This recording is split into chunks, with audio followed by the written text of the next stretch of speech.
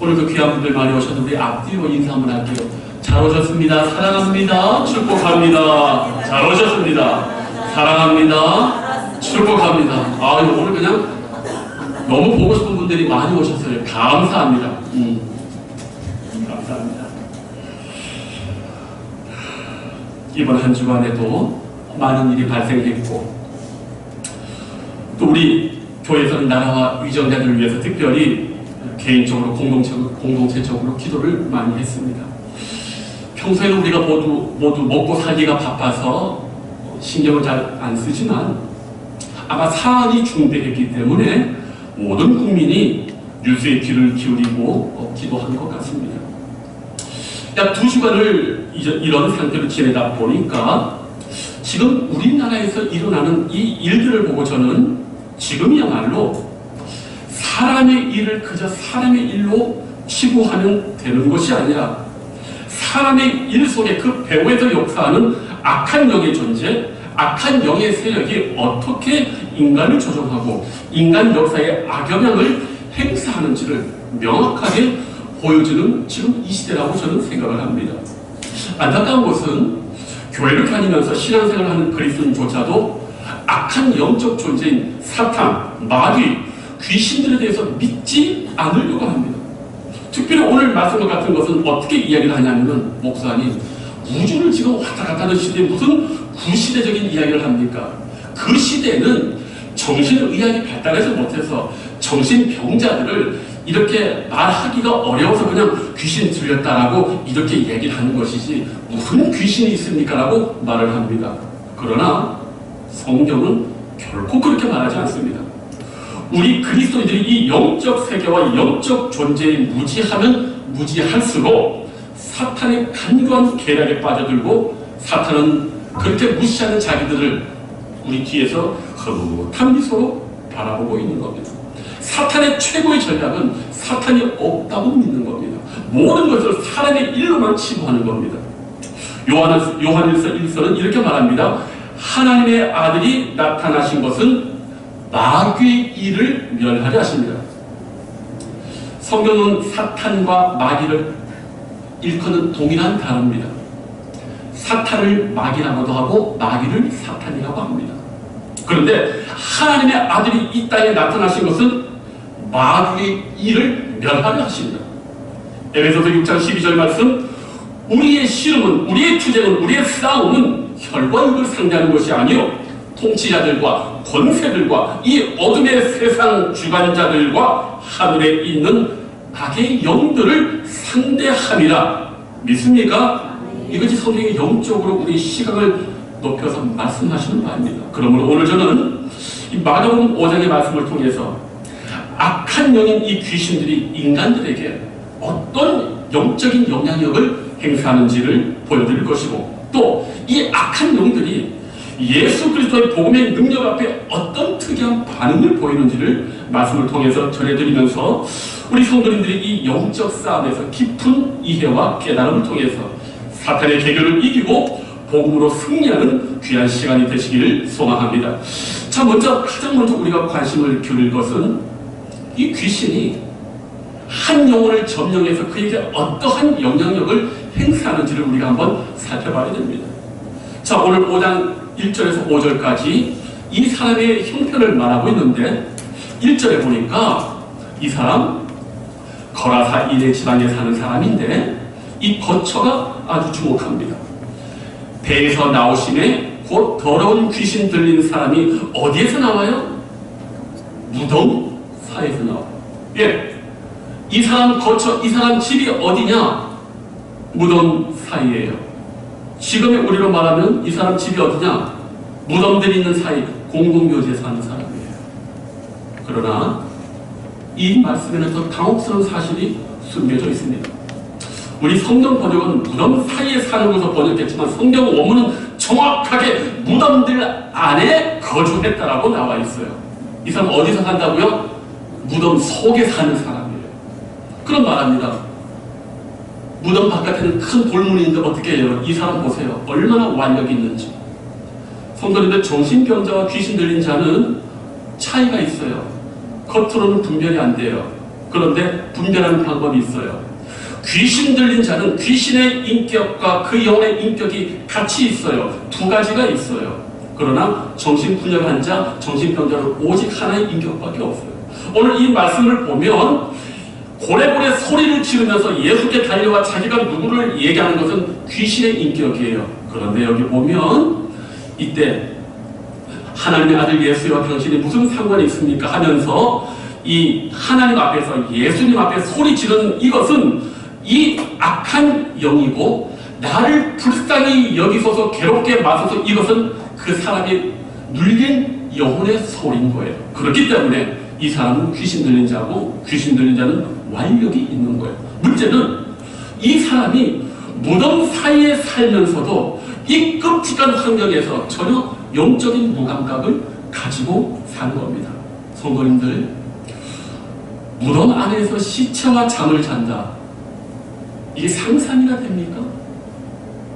죽음의 냄새가 옆에 있고 그의 삶의 주인은 온통 죽음의 그림자뿐임에도 불구하고 그는 별 문제를 느끼지 못하는 거예요. 그리고 그는 사회적으로 격리되어 있어요. 홀로 삽니다. 당연히 사람들과 연합하여 살지 않습니다. 정상적인 사람이라면 이런 환경 가까이 할 거예요? 멀리 할 거예요? 멀리 합니다. 이런 환경은 우리를 두렵게 하고 우리를 몸소리치게 해요. 또 이런 죽음에 관한 경험들은 우리를 진지하게 하고 자기 영혼을 깊이 성찰하게 합니다. 그러나 이 사람은 거기에 대해서 전혀 감각이 없고 아무렇지 않게 사는 거예요. 그렇게 목회자들과 성도들이 예수천국 불신지옥이라고 얘기해요. 많은 주변의 사람들이 죽어가는 걸 보면서 인생이 어떻게 끝날 것을 아무도 생각하지 않는 사람들, 이 모든 사람들이 영적으로 사탄에게 지금 쏟고 있는 사람들이에요.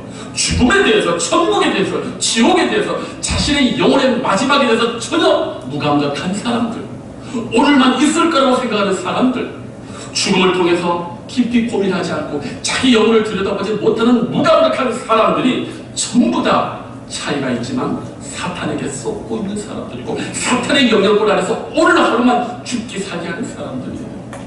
이게 바로 사탄이 가장 이 시대의 최고의 전략입니다. 죽어봐야 알지. 지금 사는 것도 힘들잖아.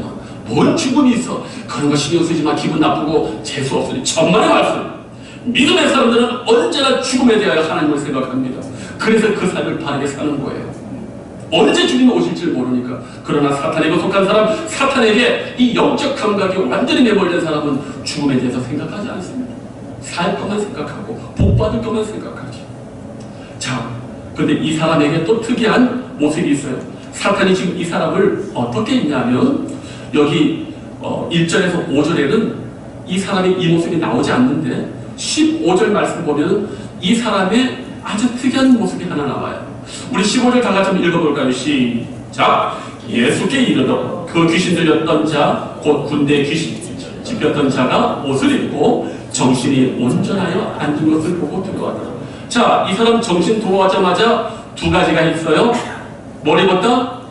옷을 입었다. 그 다음에 앉아있다. 그럼 뭡니까? 지금 예수님 앞에 달려와서 예수 앞에 자기 자신을 드러내는 이때 옷을 입었어요? 안 입었어요? 옷 안 입은 거예요. 악한 영에 둘러싸여서 악한 영의 영적 세력 안에 있는 사람들의 특징이 뭔지 아십니까? 영적 부끄러움과 영적 수치, 자신 영혼의 비참함을 전혀 모르는 사람들이에요.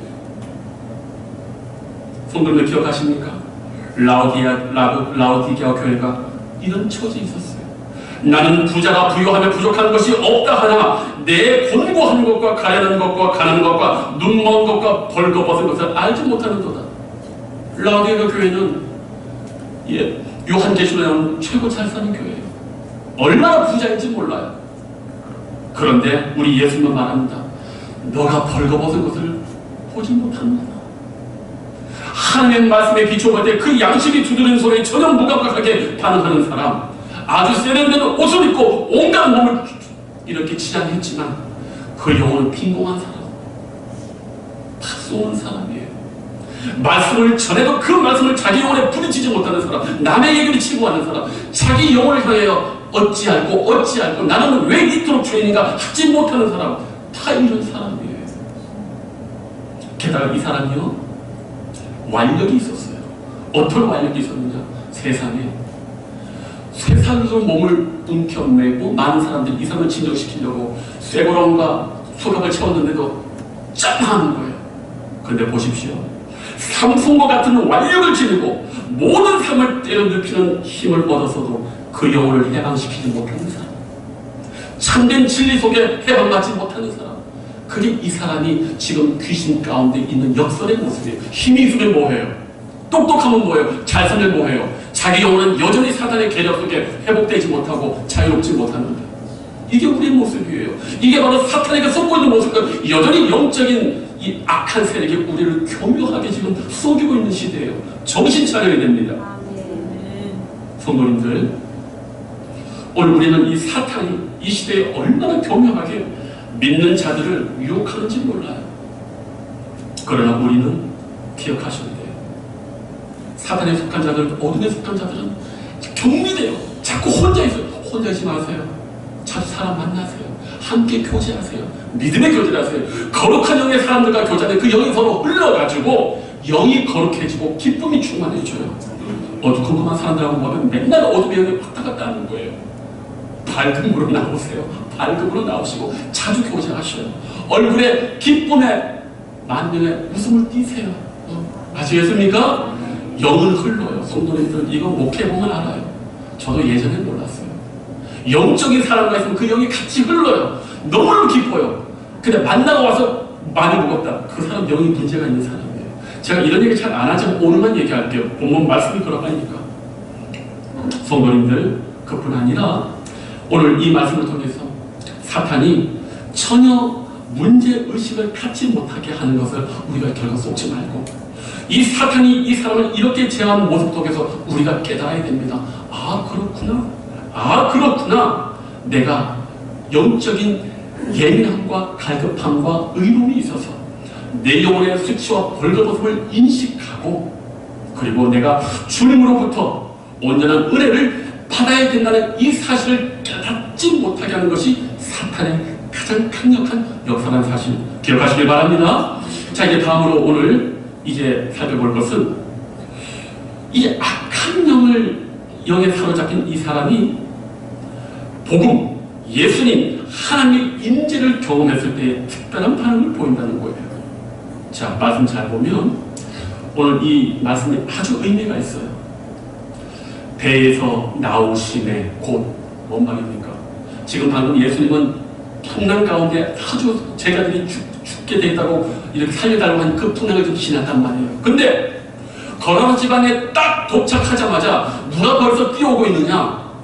이 귀신 들린 자가. 여러분, 영은 이런 거예요. 영의 세계는 이런 거예요. 자기가 지금 주도권을 갖고 있는 이 거라사 지방에 거룩한 성령을 모신 하나님의 아들이 오자 귀신같이 알고 오니까 귀신같이 알고 예수님 내리자마자 딱 그 앞에 와 있는 거예요. 그런데 오늘 이렇게 특이한 모습이 계속 나옵니다. 보십시오. 먼저 멀리서 예수를 보자마자 어떻게 하면 달려와 절을 하고, 그 다음에 큰 소리로 말하기를 지극히 높으신 하나님의 아들 예수야라고 말합니다. 자기를 결박하지 말라고 합니다. 그리고 예수님이 묻습니다. 너 이름 뭐야? 그러니까 군대입니다라고 스스로 자백해요. 그리고 자기를 쫓아내지 말라고 간청을 합니다. 이게 왜 중요한 줄 아십니까? 하나님의 임재, 예수 그리스도의 성령이 악한 영 가운데 있게 되면 모든 악한 영은 스스로 자기 정체를 드러내고 자기를 고백하게 돼 있어요. 이게 우리 그리스도인에게 왜 중요한 줄 아십니까? 우리가 하나님의 은혜를 받고 성령의 충만을 받을 때 우리는 우리 자신의 죄악을 토로하게 돼 있고, 내 자신의 하나님의 은혜가 필요하다는 것을 주님께 간구한다는 말이에요. 이것이 회개고 이것이 하나님 앞에 은혜 받은 사람의 증거입니다. 교회를 다니고 말씀과 은혜를 받았다고 하는데 이 경험이 없다. 죄송하지만 여러분의 그 영혼의 상태는 성경이 말하는 회개의 상태, 은혜를 받은 상태가 아니에요. 오늘 이 귀신 들린 자가 하나님 앞에서, 예수님 앞에서 자기의 모든 것을 드러내버립니다. 실토합니다. 은혜를 하나님의 성령이 우리에게 임하면, 말씀의 진리가 내 영혼에 부딪히면 우리는 가장 먼저 내 자신이 어떤 존재인지를 스스로가 깨닫게 돼 있어요. 내가 무지무지한 죄인이라는 것, 내가 하나님의 은혜가 아니고는 살 수 없음을 뼈저리게 느끼고, 주여 어떻게 합니까? 나를 도우소서, 은혜를 달라고 통회하고 회개하고 기도하게 돼 있는 거예요. 이게 바로 영적인 성령을 받은 하나님의 임재를 경험한 사람들에게 나타나는 공통적인 체험이에요. 이 체험이 없다면, 이 체험을 모른다면, 지금 이것을 말하는 것의 의미를 모른다면 여러분들은 아직까지 회개를 경험하지 못한 사람이에요. 은혜를 받지 못한 사람이에요. 진리가 무엇인지 깨닫지 못하는 사람이에요. 저는 엄중하게 말합니다. 이 영적인 체험과 반응을 여러분은 가지셔야 돼요. 이것은 어려운 게 아니에요. 우리 모두, 저는 이 자리에 있는 모든 분들이 정도는 다르지만 이 경험을 모두가 했다고 봅니다. 이 경험이 없다면 우리는 전혀 하나님과 상관이 없는 사람이 되는 거예요. 이게 오늘 이 거라사 지역에 할 말씀이 너무나 많이 있지만 이 이야기가 마지막으로 어떻게 마무리되는지를 한번 성도님들에게 강조하고 싶어요. 오늘 이 사람의 영혼을 강제했던 귀신이요, 어디로 가냐 하면은 2,000마리의 돼지떼, 한 사람의 영혼 안에 귀신이 엄청 많이 들어있는 거예요. 이 성경 원문에는 네 이름이 뭐냐고 군대라고 하잖아요. 이게 헬라 말로 로마 병사의 연대한 일을 말해요. 레기온, 몇냐 5,000명에서 6,000명을 일컬어요. 그래서 이 해석이 두 가지예요. 그 한 사람의 5,000에서 6,000명의 6,000명이 아니라 6,000개의 귀신이 들려 있다고도 보고, 아니면 한 귀신이 5,000에서 6,000명의 병사가 움직일 수 있는 능력을 그토록 가지고 있다라고도 이야기를 하지만, 저는 전통적으로 보수적으로 정말 5,000에서 6,000의 엄청난 귀신대가 들어가 있다고 보는 거예요. 자, 근데 성도님들 보십시오. 이 귀신들이 예수님에게 요청을 해요. 우리를 다른 데로 보내지 말고 저 돼지떼에게 보내달라고. 그러니까 돼지떼가 2,000마리가 이게 한꺼번에 들어가는 게 아닙니다. 성도님들, 2,000마리가 그냥 한 번에 쿵 들어가는 게 아니라 2,000마리가 줄 서서 지금 쭉 들어가는 거예요. 시간을 두고. 이게 우리가 보기에는 장관이겠죠. 그러나 그 돼지떼를 치는 사람들에게는 어때요? 충격이겠죠. 이들이요, 그걸 보고 나서 어디로 가냐면 마을로 들어갑니다. 그리고 마을로 들어가가지고 그 돼지떼의 주인과 마을 주민들을 전부 다 불러요. 우리가 이것을 보고 지금 보는 바가 바로 예수께서 하시는 일이다. 그랬더니 그 다음에 무슨 일이 벌어지느냐? 아주 우리가 아연질색하게 하는 일이 벌어져요. 마을의 모든 사람들이 이 일에 대해 듣고 온전해진 이 사람을 보고 모두 놀라고 두려워했는데, 문제는 마을 사람들이 예수께 보이는 반응이에요. 주여, 예수여, 이 지방에서 떠나주십시오. 수가성 여인은 자기의 과거에 남자가 있던 사실을 들키고도 마을 사람들이 들어가서 내 모든 것을 얘기한 이 분을 봐라, 이분이 메시아라고 마을 사람들을 전부 데려왔어요. 그리고 주님을 만나고 마을 사람들은 때가 저물어 늦게 되었으니 우리랑 유하고 가십시오라고 했습니다. 이것이 정상적인 반응이에요. 이것이 은혜를 받은 사람의 정상적인 반응인데, 이 위대한 귀신을 쫓아내고 해방시킨 영혼의 사역을 본 이 사람들이 예수님에게 하는 말이 뭡니까? 떠나주십시오. 떠나주십시오. 왜 떠나달라고 했을까요? 이들이 예수님이 떠나기를 간청한 이유는 다른 게 아니라 자신들의 소유에 금전적인 손해가 발생할까 봐. 왜? 더 예수님 계시다가는 여기 있는 모든 동물들에게 귀신 들어가가지고 우리 쫄딱 망하겠다라고 하는 거예요. 귀신이고 뭐고 이들에게는 그게 중요하지 않아요. 그들의 영혼과 그들의 마음은 오직 단 하나, 예수께서 자신들에게 이익이 되냐 안 되냐, 자기에게 유익이 되냐 안 되냐, 귀신의 권세를 벗어나 하나님의 자녀가 되고 천국 백성이 되고, 이거 그들에게는 아무 의미가 없어요. 그저 그들을 예수께 바라는 것은 당신이 우리에게 이익이 되냐 안 되냐, 보니까 이익이 안 되는 거예요. 떠나자는 거예요. 말세에 고통하는 때가 이릅니다. 사람들이 돈을 가장 먼저 사랑한다고 얘기했어요. 오늘 우리가 예수님 무엇 때문에 믿습니까? 이익이 돼서요? 속으시면 안 돼요. 그런데요, 이것만이 더 큰 이유가 아니에요. 더 심각한 영적 이유가 있습니다. 잘 들어보세요. 이들이요, 지금 예수님을 떠나라고 한 이유는 뭐냐? 그 이유는 자기들은 정상인이기 때문에 예수님이 필요가 없다는 거예요. 저 귀신 들린 자는 귀신이 들린 비정상이기 때문에 예수님이 필요하지만 자신들은 귀신이 들리지 않았기에 예수님이 필요가 없다는 거예요. 과연 그럴까요? 누가 정상입니까? 예수님이 필요 없는 상태가 정상이라고 하는 그들이 정말 정상입니까? 이들은 귀신이 들린 것보다 더 사악한 영적 교만한 상태, 비정상의 상태인 거예요. 가장 문제 있는 상태예요. 예수님을 가장 필요로 하는 사람이 사실은 이 사람들이에요.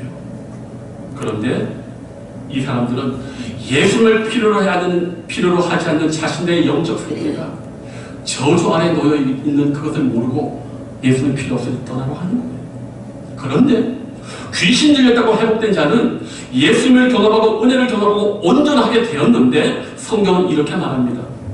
18절 예수께서 배에 오르실 때에 귀신 들렸던 사람이 함께 있기를 간구했다. 무슨 말이에요?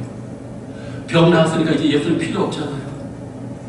그런데 이 사람은 더 예수님이 필요한 거예요. 이게 제자가 되겠다는 거예요. 무슨 말입니까? 온전해진 사람, 하나님의 은혜를 경험한 사람은 그 은혜를 경험한 이후에 그 은혜가 다가 아니고 그 은혜를 더욱더 필요하다는 영적인 감각이 살아나는 거예요. 하나님의 은혜를 받은 사람은 이 은혜가 더욱더 자신에게 필요하다는 걸 알기 때문에 더 주님을 가까이 하는 사람이고, 비정상적인 사람은 이걸로 족하니 더 이상 필요 없다고 예수님을 필요치 않는 사람들이에요. 이것이 바로 오늘 우리에게 주시는 이 메시지예요. 병이 나았습니다. 은혜를 경험했습니다. 그럼 된 거 아니에요. 근데 이 사람은 아는 거예요. 아니야. 정상이 되고 보니 하나님이 더 필요하다. 은혜가 더 필요한 걸 느끼는 거예요. 그래서 주님을 따라가겠다는 거예요. 그런데 정상이라고 하는 사람은 우린 당신이 필요 없다는 거예요. 천만의 말씀. 당신들이 거칠게 귀신이 안 들렸을 뿐이지 정말 귀신에게 완전히 속아 넘어가는 거예요. 성도님들, 주님을 필요로 하십니까? 은혜의 자리를 더 사모하십니까? 기도하고 말씀에 은혜 받고 성령의 충만함을 받은 사람은 그것을 더 채우려고 더 가까이 해요. 그게 정상이에요. 그런데 이 거라사 지방 사람들은 우리는 당신이 필요 없습니다. 정말 필요한 사람은 이 겉으로 보이는 정상의 사람들이에요. 그러나 영적으로는 이 사람들이 비정상의 사람들이에요. 성도님들, 때로 우리가 인생 가운데 여러 어려운 일들을 겪어요. 이 귀신 들린 사람 얼마나 삶이 어려웠습니까? 그런데요, 은혜를 받은 사람은 이 고통과 괴로움의 순간과 이것이요 도리어 하나님을 만나게 해서 오히려 찬양을 하게 하고 감사가 되게 해요. 그렇기 때문에 오히려 그것이 축복일 수가 있어요.